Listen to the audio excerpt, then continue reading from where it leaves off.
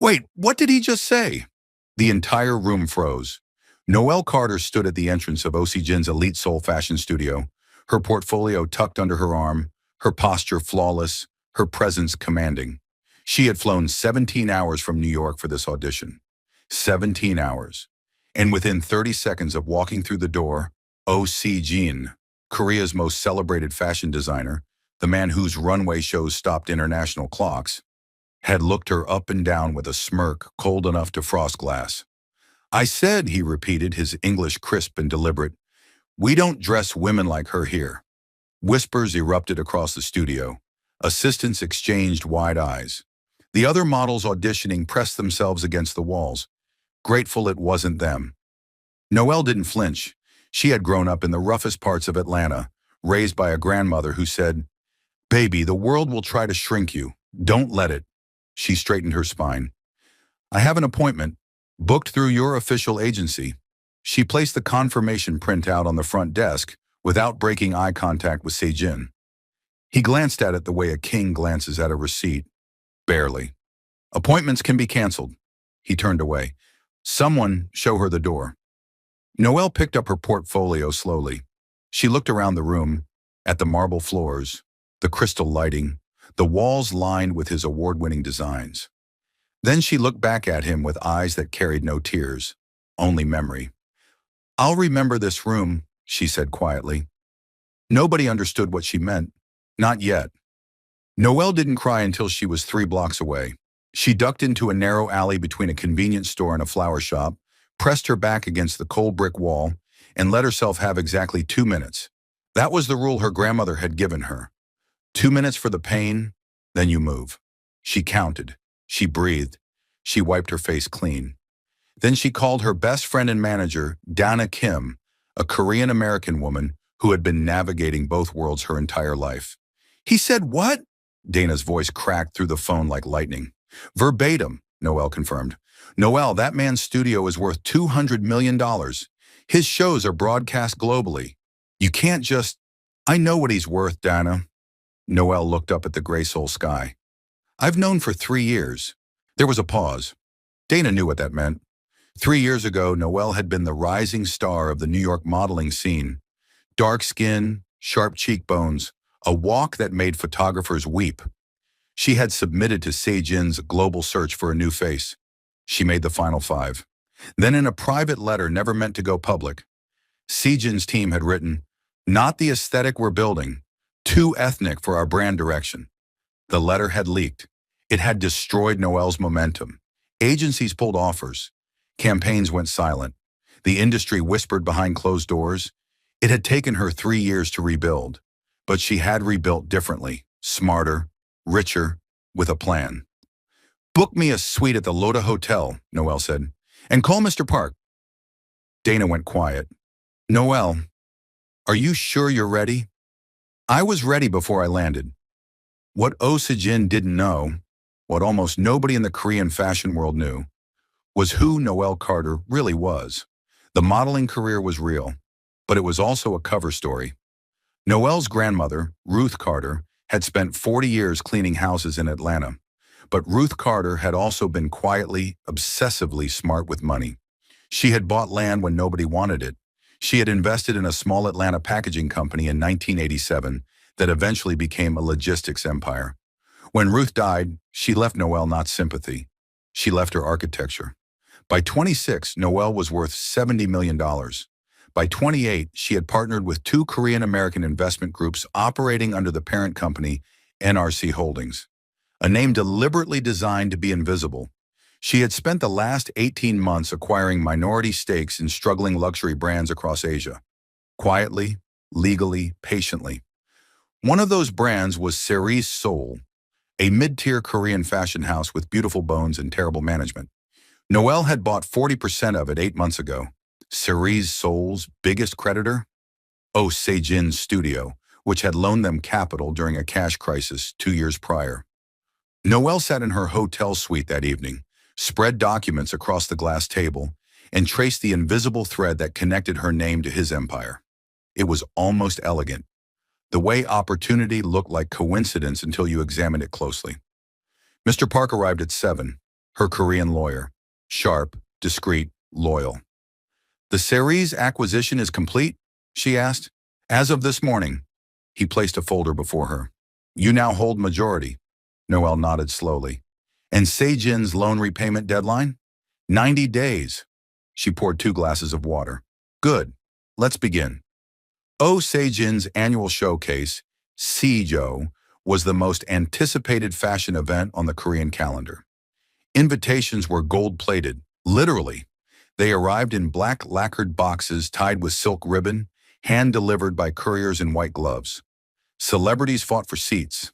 International press flew in from Milan, Paris, New York. The front row at Seoul was a statement. The back row was still a privilege. Noelle was not invited, but she didn't need to be, not yet. While the city buzzed about SEJO, Noelle spent her days in quiet meetings. She visited Cerise Seoul's headquarters, a beautiful building in Gangnam with a demoralized creative team who hadn't seen real leadership in years. She sat with the designers. She listened. She understood their vision immediately. It was raw, boundary-breaking, deeply Korean, but globally wearable. Everything Se-jin's show pretended to be, but wasn't. What do you need? She asked the lead designer, a soft-spoken woman named Ji-yeon. Ji-yeon looked up, surprised anyone had asked. Fabric budget, and someone to believe in the collection? Noelle nodded. You have both. Meanwhile, as Sejo opened to thunderous applause, Se-jin took his bow in a custom tuxedo, flanked by a lineup of pale, thin models in structured silhouettes. The reviews called it masterful, refined, a continuation of Se-jin's legacy. Safe, Noelle thought, reading the reviews from her hotel balcony. He was playing it safe because he needed the loans covered and the investors calm. He was scared, and fear made people predictable. She set the review down and opened her laptop. It was time to announce something. The press release went out on a Tuesday morning. NRC Holdings announces full acquisition of Cerise Seoul and the launch of an internationally backed runway showcase, Lumiere, to be held in Seoul in 60 days. The event will feature emerging Korean designers and will be open to global press. By noon, it had 30,000 shares. By evening, the Korean fashion industry was in chaos. The questions came fast. Who was NRC Holdings? Who was behind Lumiere? What did this mean for the existing fashion calendar? Journalists dug but found carefully constructed walls, anonymous investors, offshore registrations, legal entities nested inside legal entities. Se-jin heard about it over dinner. His PR director called, voice tight. Someone is staging a rival showcase, 60 days out, same press pool. Se-jin set down his chopsticks. Find out who's behind it. His team spent 3 days trying. They found nothing. NRC Holdings was a ghost with a bank account. What they did find slowly was the guest list. Lumiere had quietly secured commitments from 12 international buyers, 3 global fashion editors, and, most devastatingly, 2 of the 3 Korean celebrities who anchored Se-jin's front row every year. They're leaving? Se-jin's voice was dangerously quiet. They were offered exclusivity contracts, his assistant whispered. Se-jin stood at his studio window and looked out at Seoul's glittering skyline. Someone was hunting him. Someone organized. Someone patient. Someone who knew his world from the inside. He just couldn't see their face yet, but Noelle could see his. Se-jin made his first mistake in week 3. Desperate to reclaim the narrative, he called a press conference announcing an expansion, a new line, new investments, a global tour. It was theater. His CFO had warned him the books couldn't support it, but Se-jin had built his entire brand on projection, on making the world believe the empire was bigger than it was. Noelle watched the press conference from her phone while sitting in Cerise Seoul's design studio, surrounded by fabric swatches and mood boards and the quiet energy of a team finally given permission to dream. She turned to Mr. Park. Pull the loan call. He paused. Now? He still has 60 days. He just made public commitments he can't finance. His creditors will panic. We call it now, it's legal, and it sends a message. She looked back at Ji-yeon, who was pinning the centerpiece gown, an architectural masterpiece in deep indigo and gold. Besides, I need him distracted. The loan call notice arrived at Se-jin's studio the next morning. 40 million won, due in 30 days, as per clause 7 of the original agreement, which allowed early recall if the borrower made material public misrepresentations about financial status. Se-jin read it 3 times. His lawyer read it 3 times. It was airtight. "Who is this company?" He slammed the paper on his desk. His assistant nervously placed a printed profile on the table. It had taken their investigators 2 more days, but they had finally penetrated the outer shell of NRC Holdings. Se-jin stared at the name at the center of the ownership map. His face went white. Noelle Carter. He came to her hotel. Noelle had expected it. She was dressed in a simple cream blouse and tailored black trousers when the front desk called to say Oh Se-jin was in the lobby. She told them to send him up. He walked in looking like a man who had swallowed something sharp. His composure was intact, but barely. She could see it in the stiffness of his jaw, the precision with which he placed himself in the chair across from her. "You planned this," he said. No greeting. "I did," she agreed pleasantly. She poured tea. "Would you like some? You came to my studio. You let me—" He stopped. "Humiliate me?" She said it without heat, the way you state a weather fact. "Yes. I needed to confirm you were still the same man who wrote that letter 3 years ago. Wanted to make sure this wasn't a mistake." His throat moved.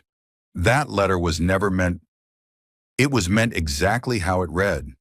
Her voice was still calm, but her eyes were absolute. "You told the world I wasn't worth seeing, and the world listened. For 3 years." Silence settled between them like a blade. "What do you want?" he asked. "Nothing from you." She sipped her tea. "I don't need anything from you. The loan is called. Ceri's soul is mine. Lumiere will happen with or without your cooperation." She tilted her head. "I came to Seoul the first time asking for a door. You slammed it, so I bought the building." He stared at her. For the first time in his career, Oh Se-jin had nothing to say. "You can leave now," she said. "I have a show to build." The night before the show, Noelle couldn't sleep. She stood on her hotel balcony at 2 in the morning, looking at Seoul breathing below her. The Han River, a silver ribbon in the distance. The lights of Gangnam stacked like a challenge. She had worked 17-hour days for 60 days straight. She had poured money, strategy, and something deeper than both into this moment. But it was Ji-yeon who found her there. The young designer had her own room in the hotel. Noelle had insisted the whole creative team stay together this week. Ji-yeon came out in a robe, holding 2 cups of instant ramyun. "Couldn't sleep either," Ji-yeon said simply. They sat side by side, eating noodles in the dark, not talking for a long time. "Are you nervous?" Ji-yeon finally asked. Noelle considered lying. "Yes, not about the business, about the moment." She looked at the city. "I spent 3 years being told I didn't belong in rooms like this. Part of me still waits for someone to tap me on the shoulder and say it was all a mistake." Ji-yeon nodded slowly. "I've been told my designs were too bold, too much, not commercial enough." She looked at her noodles. "I almost believed them." Noelle looked at her. "Do you believe them now?" Ji-yeon smiled, small but certain. "No, not after tonight." Noelle nodded. She thought about her grandmother, about the land, about the patience it took to build something that couldn't be dismissed. She finished her ramyun. She went inside. She slept like stone. Tomorrow the world would see. The lights went down at exactly 8 o'clock. The venue, a transformed warehouse in Seongsu-dong, held 400 people, every seat filled. International editors, Korean celebrities, global buyers. The press pit buzzed with cameras. The energy was electric, curious, slightly skeptical. Nobody knew quite what to expect from this mysterious showcase from an unknown house. Then the music began. Not the stiff orchestral formality of traditional runway shows. This was something alive, layered, deeply Korean in its roots but entirely new in its expression. The first model walked. The room shifted. Ji-yeon's collection was extraordinary. Each piece told a story. A grandmother's silk repurposed into a structured blazer, traditional pojagi patchwork transformed into an evening gown that moved like water, deep jewel tones that celebrated darkness instead of apologizing for it. And the models, deliberately chosen from across the African diaspora, East Asia, South Asia, and everything between, wore these pieces as if they had been made for their specific skin, their specific grace, because they had been. Then the finale. Noelle walked out last. She wore the centerpiece, the deep indigo and gold architectural gown Ji-yeon had been building for 60 days. It was the most beautiful thing in the room, and everyone knew it immediately. She walked with the certainty of someone who had earned every step. No smirk, no performance, just presence. The room erupted. Not polite applause, genuine, rising, unstoppable. Editors were on their feet, cameras fired like rain. The woman who had been shown the door was now walking through a different one, and every person in that room felt it in their chest. Oh Se-jin had obtained a press credential through a third party, a junior editor who owed him a favor. He had told himself he came to assess the competition, but standing at the back of that room, watching 400 people rise to their feet, he knew that wasn't true. He had come because some part of him needed to see what he had thrown away. In the back row, Oh Se-jin sat very still. The reviews came in before midnight. Lumiere redefines Korean fashion for the global age. Ji-yeon of Seoul is the most exciting new designer of the decade. NRC Holdings has arrived, and it has something to say. By morning, Noelle's name was everywhere. The mystery behind Lumiere was unraveling in real time, and the story that emerged was better than any press team could have manufactured. The black model rejected by Korea's biggest designer, who quietly built an empire and came back not with anger, but with art. Her phone didn't stop. Buyers, investors, interview requests, partnership offers. Se-jin's press team put out a statement calling Lumiere a worthy addition to Seoul's fashion scene. It was the most humiliating sentence he had ever approved. His investors were already asking questions. The loan was due. His expansion announcement had been exposed as theater. Two of his senior designers had quietly sent their portfolios to Seoul. Noelle read the statement once and set her phone face down. She was sitting in the Seoul studio with Ji-yeon and the team, eating takeout when Dana arrived waving her tablet. You have 37 interview requests, a partnership offer from a Paris house, and Noelle, Vogue Korea wants you on the cover. The room cheered. Ji-yeon cried. Dana definitely cried. Noelle looked around at these people who had believed, who had worked, who had been told for years they were too much and not enough simultaneously. She thought of Se-jin's face in that hotel room. The moment he realized what she had done, she felt no triumph in it, only a quiet, settled satisfaction, the kind that comes not from revenge, but from proof. She raised her takeout cup. To everyone who ever said no, they drank. Outside Seoul hummed on, but inside that small studio, something permanent had been made. Not just a collection, not just a company, but a statement written in fabric and strategy and grace, stitched together by a woman who had been shown the door and decided to build her own. The moral lesson of this story is that when the world closes a door in your face, don't beg for it to open. Build your own.